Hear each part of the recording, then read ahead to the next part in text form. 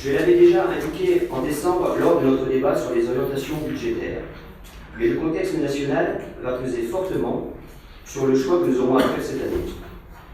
Assurant le versement des aides individuelles de solidarité, AIS, pour le compte de l'État, le département est dépendant de la marge de manœuvre que lui laisse ou non ce dernier.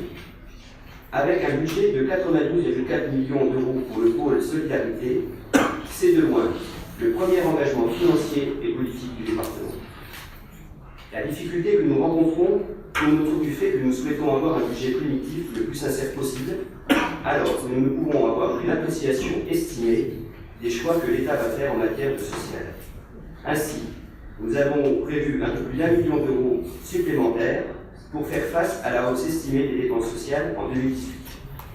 Cette hausse prend en compte l'augmentation des AIS, d'un certain nombre d'autres dépenses sociales, mais aussi du nombre de mineurs non accompagnés au titre de la solidarité nationale.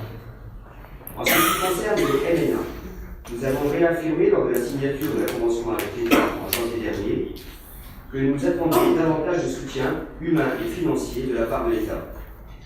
L'Assemblée du département de France, l'ADF, est à la manœuvre pour obtenir une plus juste participation de la part de l'État pour les départements, comme le gouvernement Valls l'avait laissé entendre, et comme le Premier ministre Édouard Philippe l'a rappelé lors du congrès national de l'ADF en décembre dernier.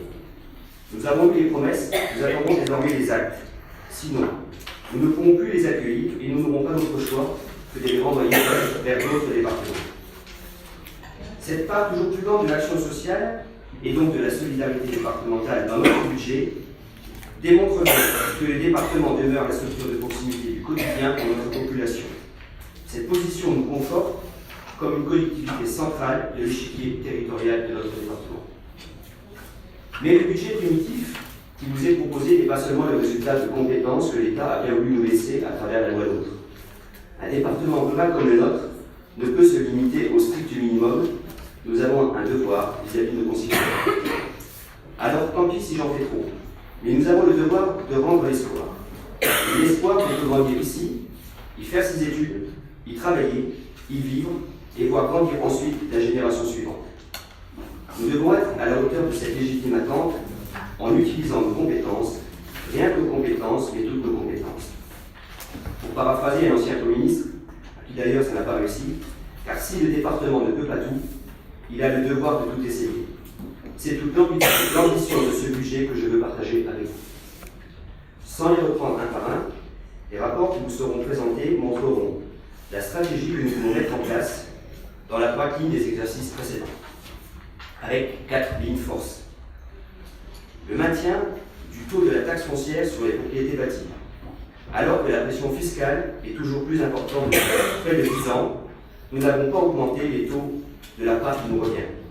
C'est un choix politique et budgétaire fort, mais je le crois nécessaire alors que le pouvoir d'achat est au cœur des préoccupations de nos concitoyens. C'est aussi une maîtrise de nos dépenses de fonctionnement. Cette maîtrise est un travail au quotidien et il faut féliciter nos services qui y veillent avec un triple objectif que je leur ai assigné. Le maintien d'un maillage territorial efficient, une masse salariale contenue, une meilleure valorisation des carrières et des compétences avec la mise en place d'un nouveau régime indemnitaire, le RICEP. Quand je le dis, c'est extrêmement facile. En réalité, c'est un subtil équilibre qu'il faut respecter. C'est un enjeu de notre deuxième partie du mandat, redonner de l'attractivité à notre maison. C'est également le renforcement de l'aide aux communes avec un niveau d'engagement très élevé. Cet engagement, il est évidemment financier, mais il est aussi dans notre soutien technique, en matière d'audit, d'expertise, d'ingénierie.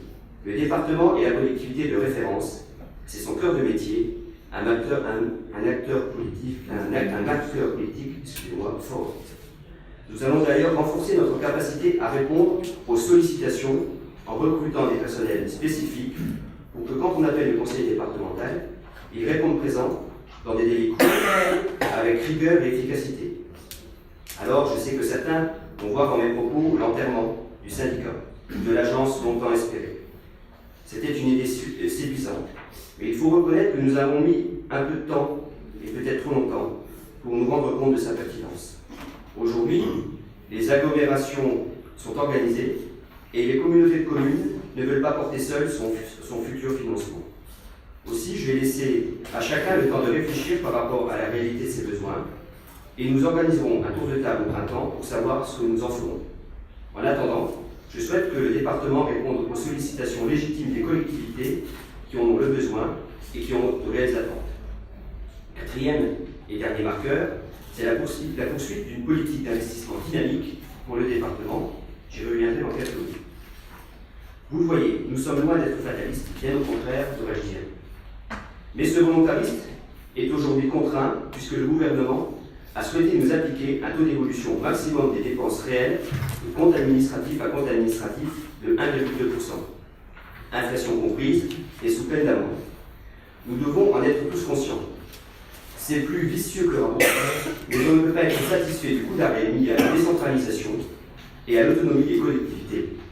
Je dois le dire, avec l'étonnante bienveillance du Conseil constitutionnel. Pour limiter ces pénalités et en cas de dépassement, nous avons la possibilité de signer un contrat de confiance avec le représentant de l'État, c'est-à-dire avec Mme Le Préfet. Pour qu'il y ait contrat et confiance, il faut connaître les conditions précisément, et ce n'est pas le cas complètement. Est-ce qu'il tiendra compte de l'évolution des aides individuelles et solidarités en cas d'augmentation décidée de l'État? Quelle prise en charge pour les nouveaux MNA arrivés sur le territoire départemental? Quelle compensation en cas d'augmentation d'un point d'indice, même si cela n'en prend pas le chemin? Quel sera le coût pour le département, avec le passage à 80 km/h? Et je pourrais allonger la liste de questions aujourd'hui sans réponse. Vous le voyez, il y a encore beaucoup d'interrogations, mais comme je m'y suis engagé, je vous tiendrai informé des échanges que nous pourrons avoir à ce sujet. En attendant, nous avons un budget qui tient dans la limite fixée. Comme je vous le disais, cette loi ne va pas nous empêcher d'être actifs et de maintenir un haut niveau d'investissement dans tous les domaines d'intervention. C'est pour nos agents la rénovation des centres d'exploitation et l'achèvement de la circonscription d'action sociale de Joinville. Pour la circonscription d'action sociale de Chaumont, il y aura de nouveaux lieux aménagés, car les espaces dédiés aujourd'hui ne correspondent plus à un accueil digne pour les bénéficiaires et à des conditions de travail normales pour les collaborateurs du conseil départemental. L'objectif est de la rapprocher à terme du centre-ville en la rendant plus fonctionnelle et plus accessible aux familles. Ce sera sans doute sur le site de l'ancienne école Jean Moulin, et ce sera d'ailleurs pour nous l'occasion de lancer une réflexion sur la rationalisation de notre patrimoine sur tout ce secteur qui appartient au conseil départemental. J'ai déjà rencontré les représentants de l'université de Reims-Champagne-Ardenne pour qu'ils nous fassent remonter leurs besoins précis et réels. C'est également les travaux du groupement de gendarmerie de Chaumont pour la partie qui nous concerne. L'arpentage est en cours pour délimiter précisément les terrains dont nous avons besoin. J'ai bon espoir que les premiers coups de pioche commencent à la fin de l'année. En matière de voirie, au-delà du schéma départemental routier, dont les arbitrages sont encore en discussion, je souhaite mettre un coup d'accélérateur sur la création du rond-point à l'entrée de ce routier. Il y a beaucoup d'acteurs concernés, l'État, AP2R, le département, et c'est aujourd'hui une question de sécurité routière, et ce projet doit aboutir vite. Je rencontrerai d'ailleurs prochainement le président et le directeur de AP2R. Pour le déploiement de la fibre à la maison, dans le cadre du plan régional, je souhaite que la part restant à la charge des intercommunalités soit entièrement prise en charge par le département et par le GIP. Mon message sera le même devant les instances du GIP qui aura validé le principe. C'est parce que nous avons les autoroutes fibrées qu'il nous faut aller vite maintenant, le bombarder et la possibilité de l'avoir chez eux. C'est près de 7,5 millions qui seront consacrés et qui seraient à la charge des intercommunalités. J'en profite pour vous dire un mot sur la téléphonie mobile. Nous n'avons plus au sens de la loi de 2001 de zone blanche. Mais je rencontrerai prochainement la déléguée régionale d'Orange pour lui demander non seulement d'accélérer sur les zones amies pour la fibre, mais aussi pour travailler à l'installation de nouveaux pylônes, parce que la couverture et la portabilité doivent être améliorées sur notre territoire. Le plan collège se poursuivra. Protois et Lannou avancent. Joinville, ce sera pour bientôt, et Langres dans la foulée. Quelques mots sur ce dernier. Mardi dernier, la 3e et la 6e commission se sont réunies pour se prononcer sur le choix de l'emplacement par rapport à 4 scénarios que nous avions budgétisés. Il y a le maintien des deux sites, l'installation d'un collège unique à la PSMAT, une installation unique sur le site actuel du collège des franchises et une opération tiroir avec la région pour regrouper les collèges de franchises et les lycées sur le site du lycée Hydro. J'avais évidemment ma préférence, mais on ne décide pas tout seul un tel projet. On en discute avec les acteurs concernés, que sont la Ville de Langres et l'Éducation nationale, voire la région. J'ai rencontré Jean Coutner et il m'a dit que les travaux de la lycée à Langres n'étaient pas d'actualité. J'ai vu Sophie Delon qui m'a indiqué qu'elle avait un projet de ville autour d'une implantation à la PSMAT. J'ai eu de nombreux échanges avec Madame la rectrice et Madame la directrice d'académie sur la projection des élèves. Celles-ci sont inquiétantes pour tout le département, moins de 340 élèves attendus à la rentrée prochaine en primaire. Et Langres n'en fait pas exception. Un collège de 600 élèves leur paraît idéal. La commission commune s'est prononcée ce mardi à l'unanimité moins une voix en faveur de l'implantation de la PSMAT, notre collègue de Langres se prononçant pour le maintien sur les deux sites existants. J'ai réuni tous les acteurs pour leur faire part de ce choix concerné mercredi dernier. Maintenant, il faut aller de l'avant, faire de ce collège la vitrine des collèges du département en termes de bâti, mais aussi en matière de pédagogie et d'enseignement. Un comité de pilotage sera mis en place et pour construire ensemble cet avenir, et je ne désespère pas que notre collège de Langres, que nos collègues de Langres, excusez-moi, plutôt que de regarder dans le rétroviseur, se joindront à nous. Ce budget voit aussi le projet Animal Explora faire un grand bond. Je vous annonce d'ailleurs que la procédure de concession ayant pour objet l'exploitation des équipements publics a été lancée. Nous attendons désormais là où les offres dans les 2 mois qui viennent. Là encore, nous avançons. C'est d'autant plus important que le projet de parc national lui aussi avance. Avec les parlementaires au mardi, j'ai rencontré la directrice de cabinet de Nicolas Hulot lundi dernier. Je lui ai rappelé notre engagement en faveur de ce parc et elle nous a confirmé que le ministre suivait le projet avec la plus grande attention et que la version de la charte sur laquelle le GIP travaille, avec les représentants des agriculteurs, des chasseurs, des forestiers, serait la dernière avant sa validation. Ce parc sera une chance pour ce territoire qui, je rappelle, avec moins de 10 habitants kilomètres carrés, a besoin de réagir. Il faut travailler sur la question du développement économique et de l'aménagement du territoire. Le département sera là pour prendre sa part, et je souhaite qu'avec mon collègue François Sauvadet, que nous soyons moteurs pour son développement, dans le respect de la population et de leur savoir-faire, car on ne fera pas le parc contre ses habitants. Enfin, et pour terminer sur cette partie investissement, la scène Immobilier a choisi Somifa du groupe Faya pour la construction de la future usine des Forges de Bologne sur la zone d'activité plein est à Chaumont. Une fois encore, nous ne sommes pas seuls, nous travaillons main dans la main avec le groupe ISI pour que le projet Forge 2020 soit une réussite. Je veux terminer mes propos en vous disant que cette année s'annonce intense pour nous tous au regard des enjeux qui touchent notre département. En tant que président, je suis amené en votre nom à tous à me prononcer sur des sujets très différents et je tiens à les partager avec vous. Il faudra d'abord définir notre niveau d'intervention dans le cadre des dégâts occasionnés par les inondations du mois de janvier, car je souhaite que la solidarité départementale joue tout son rôle. Ce travail, nous le ferons en lien étroit avec l'État, qui arrête les communications en catastrophe naturelle, comme cela a été le cas en 2007. Nous sommes également aux côtés de nos amis au bois, en mobilisant pour le maintien de la centrale de Clairvaux.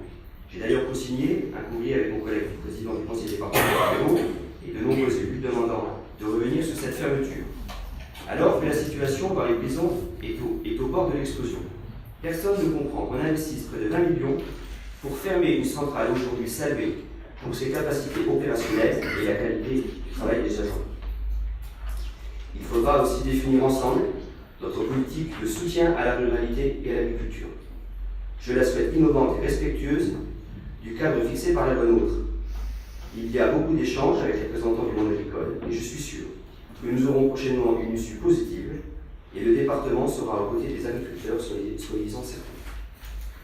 2018 sera sans doute aussi l'année du retour du rassemblement Ville Lumière à Smontier avec 20 000 gens du voyage et une caravane. Sachez que j'ai écrit à Gérard Collomb pour lui signaler mon refus d'accueillir ce rassemblement. Autant pour des raisons de fond que de forme. L'État ne peut pas sans discussion, avec très peu de compensation et même sans préparation, imposer que nous accueillions tous les 2 ans cette manifestation. Je ne peux pas croire qu'il existe plus que Smoutier et Gros-Tantin en Moselle pour recevoir ce rassemblement. Nous aurons également dans quelques jours un copie sur l'avenir du 15-18 à Choum. Sur ce sujet, je vais être très clair avec les restes. Il nous faut une vision globale et pas de coup de rabot qui tombe sans tenir. Le maintien du 15-18 est majeur, alors que le projet CIGEO prend un nouveau virage. J'ai rencontré Sébastien Lecornu le 29 janvier à Sodron avec le ministre, qui faisait partie d'un premier tour de table sur le sujet. Sécurité, zone d'activité, fiscalité, projet. C'est un sujet majeur pour les départements. Nous aurons l'occasion de rentrer dans le détail prochainement, puisqu'un comité de haut niveau se tiendra en mars. Les sujets sont nombreux. Nous les aborderons ensemble lors d'un grand séminaire de mi-mandat qui aura lieu fin mars. Ce sera l'occasion de remettre à plat nos politiques publiques, de nous réinterroger sur notre périmètre d'action avec nos partenaires, sur notre image.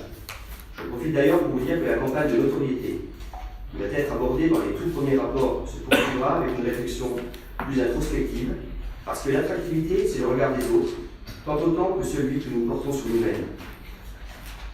Sous des formes diverses, mais toujours avec une seule idée en tête, provoquer l'événement et être là pour nous cet engin.